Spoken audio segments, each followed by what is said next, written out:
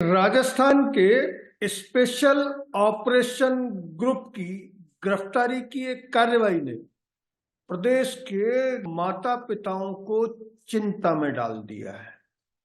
ये वो माता पिता हैं जिन्होंने अपनी कन्याओं को बेहतरीन भविष्य देने के लिए सरकारी नौकरी करने वाले दामाद चुनने राजस्थान पुलिस अकादमी में ट्रेनिंग कर रहे 20 थानेदारों की एक सूची सामने आई है, जिनमें से 15 को एसओजी ने गिरफ्तार कर लिया है। ये 15 उपनिरीक्षक, इनमें 6 महिला उपनिरीक्षक भी हैं। नमस्कार, मैं सुभाष राज, आप देख रहे हैं हिंदी हेडलाइन। पेपर लीक परीक्षाओं, विशेषकर प्रतियोगी परीक्षाओं के पेपर लीक का मामला राजस्थान ही नहीं पूरे देश के लिए सिरदर्द है। हाल ही यूपी में एक बड़ी परीक्षा का पेपर लीक होने के कारण परीक्षा रद्द करनी पड़ी और सरकार को नाराज प्रतियोगियों के धरना प्रदर्शन तक का सामना करना पड़ा। राजस्थान में हालात और भी खराब हैं।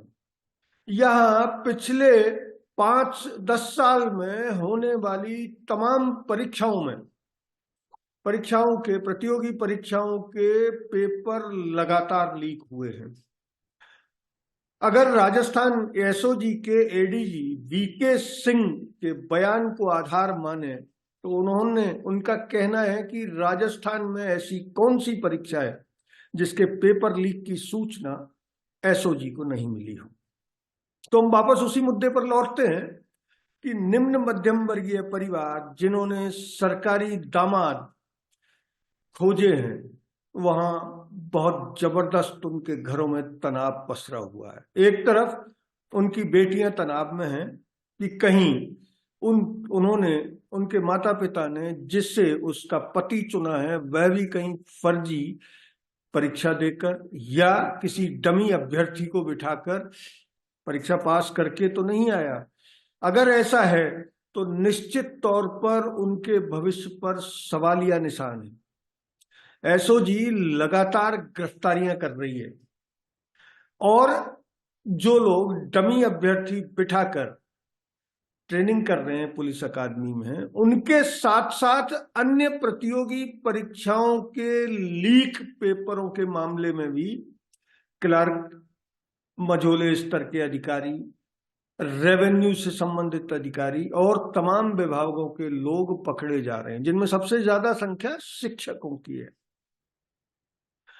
इन हालात में राजस्थान के ज्यादातर निम्न मध्यम वर्गीय परिवार जिन्होंने हाल ही सरकारी दामाद अपनी कन्याओं के लिए चुने हैं, वे ज्योतिषियों के यहाँ लगातार भागदौड़ कर रहे हैं और अपने दामादों की जन्म कुंडली दिखाकर ये पता करने की कोशिश कर रहे हैं कि कहीं उसने भी तो फर्जीवाड़ा करके डमी अभ्यर्थी बिठाकर सरकारी नौकरी नहीं पाई।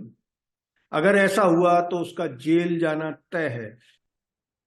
इस पूरे मामले में हम आपको ये बता देना चाहते हैं कि मध्यम वर्गीय समाज में सरकारी नौकरी या फिर जो लोग अच्छा पैसा खर्च कर सकते हैं वो आईटी सेक्टर के लाखों और करोड़ों के पैकेज वाले दामाद ढूंढते आए और ढूंढने की कोशिश करते हैं। इसके लिए वो भले ही अपना घर, मकान, दुकान जो भी उनके पास बेचने के लिए है उसको बेचकर अपनी बेटी का विवाह शान से करते हैं, करोड़ों रुपए लगाकर करते हैं। अब ऐसे में अभी जो एसओजी ने जो खुलासे किए हैं कि कल यानी एक दिन पहले जयपुर के आरपीए में पकड़े गए 15 ट्रेनी थानेदार 20 लाख रुपए देकर डमी अभ्यर्थी बैठा पाए थे और बाद में शारीरिक परीक्षा उन्होंने स्वयं क्लियर की है। एसओजी सूत्रों ने ये तक दावा किया है कि इनमें से कई ऐसे हैं जिन्हें ढंग से लिखना तक नहीं आता। ये तो रही ट्रेनी थानेदारों की बात। अब अगर हम बात करें कि जो लोग पोस्टिंग पा चुके हैं उनके क्या हाल है।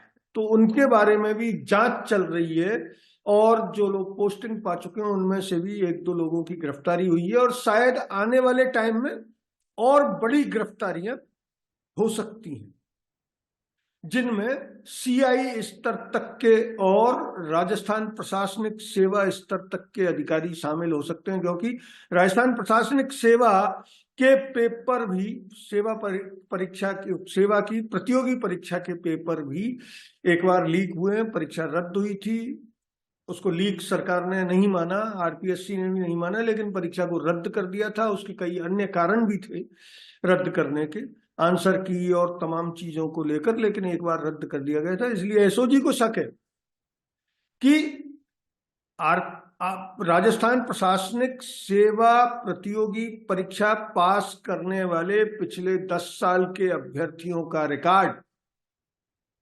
जांचा जा रहा है। जहां कहीं एसओजी को शिकायत मिली है या पुलिस को शिकायत मिली है, उनको एक जगह एकत्रित करके ये पता किया जा रहा है कि जो लोग पोस्टिंग पा चुके हैं उनमें से कितने ऐसे लोग हैं जो ऐसा फर्जीवाड़ा करके सरकारी नौकरी कर रहे हैं अयोग्य होने के बावजूद। असल में यहाँ जो सबसे बड़ा मुद्दा है इस फर्जीवाड़े का कि पैसे के लेन देन के साथ साथ ये साफ है, उनका पकड़ा जाना ये साफ करता है कि वो अयोग्य लोग हैं, जो फर्जीवाड़ा अपराधी तत्वों से मिलकर जो पेपर लीक करते हैं वो अपराधी ही हैं, उनसे मिलकर सरकार की नौकरियों में घुस गए हैं और आने वाले समय में वो न सिर्फ गरीबों को परेशान करेंगे बल्कि कामकाज का स्तर भी गिराएंगे। क्योंकि जैसे एसओजी ने बताया कि उनमें से कई ऐसे हैं जिनको लिखना तक नहीं आता ढंग से। अगर वो एसआई बनेंगे,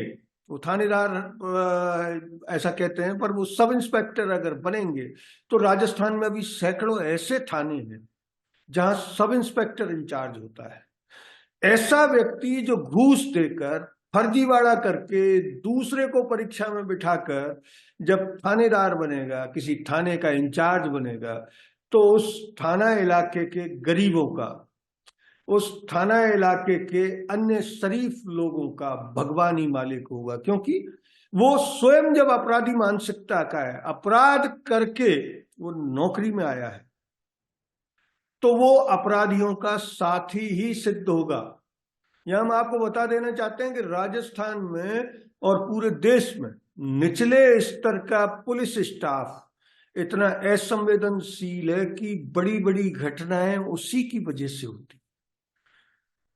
कई मामलों में तो पीड़ित उनके पास गुहार लगाने 1 से अधिक बार जाता है, उसके बावजूद वो कार्रवाई नहीं करते, क्योंकि मूलतः वो अपराधियों से मिले हुए होते हैं।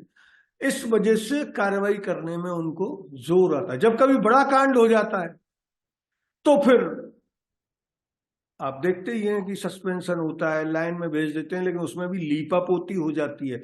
आज तक राजस्थान में ऐसा कोई बड़ा मामला, दारिया हत्याकांड और एनकाउंटर कांड और बड़े एनकाउंटर और इनको छोड़ दें, तो ऐसे मामले जिनमें महिलाओं का बलात्कार हुआ, जिनमें पुलिस की लापरवाही से कोई और महिलाओं के प्रति हिंसा हुई, उन मामलों में आज तक कोई भी पुलिस का निचले स्तर का अधिकारी जेल नहीं काट रहा है।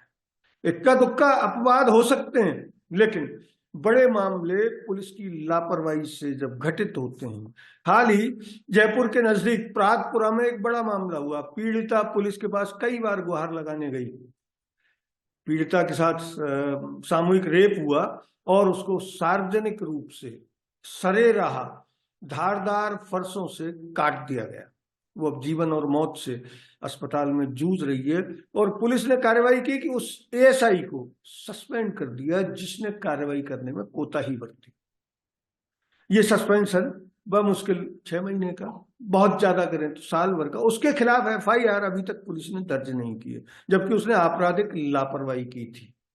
तो इस स्थिति में जो हम आपको बताना चाह रहे हैं कि रिश्वतखोर या फर्जीवाड़ा करके सरकारी नौकरी पाने वाले लोगों के ससुराल वाले तनाव, घर वाले तो होंगे ही, लेकिन उनके ससुराल वाले तनाव में है कि उनकी कन्याओं का भविष्य क्या होगा। और जो लोग 8 से 10 साल की या 5 से 7 साल की या नौकरी कर चुके हैं, पोस्टिंग पा चुके हैं, उनकी ससुरालों में तो जबरदस्त चिंता व्याप्त है। अगर ये वीडियो आपको अच्छा लगा तो इसे लाइक करें, शेयर करें और चैनल को सब्सक्राइब जरूर करें। धन्यवाद। जय हिंद।